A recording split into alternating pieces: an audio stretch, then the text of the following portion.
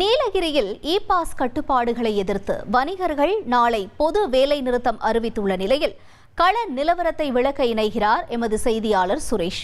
சுரேஷ் வணக்கம். இப்ப இ-பாஸ் கட்டுப்பாடு தொடர்பா வணிகர்கள் என்ன சொல்றாங்க, மேலும் இந்த வேலை நிறுத்தம் தொடர்பான முழு விவரங்கள் என்ன ரமேஷ்? தமிழகத்தின் மிக முக்கிய சுற்றுலா தலங்களான நீலகிரி மாவட்டம், உதகை மற்றும் கொடைக்கானல் போன்ற சுற்றுலா தலங்களில் சுற்றுலா பயணிகளின் எண்ணிக்கை குறைக்கவும், குறிப்பாக மாசு ஏற்படுவதை தவிர்ப்பதற்காகவும், அது மட்டுமின்றி வரும் சுற்றுலா பயணிகளின் வாகன நெரிசலை கட்டுப்படுத்தவும், தங்கும் இடங்களை நிவர்த்தி செய்வதற்காக கடந்த ஓராண்டாக இ-பாஸ் அமலுக்கு உள்ளது.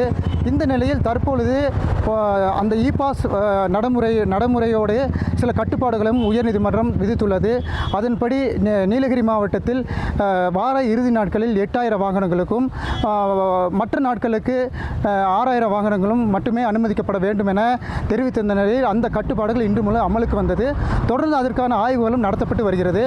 இந்த நிலையில் இந்த ஆய்வு மூலமாக நீலகிரி மாவட்டத்தில் குறிப்பாக ஹோட்டல், அதாவது தங்கும் விடுதிகள், சுற்றுலா வாகன ஓட்டிகளின் பொருளாதாரம் மிகவும் பாதிக்கப்படுவதாக ஏற்கனவே வணிகர் சங்கங்கள் குற்றம் சாட்டியிருந்தனர்.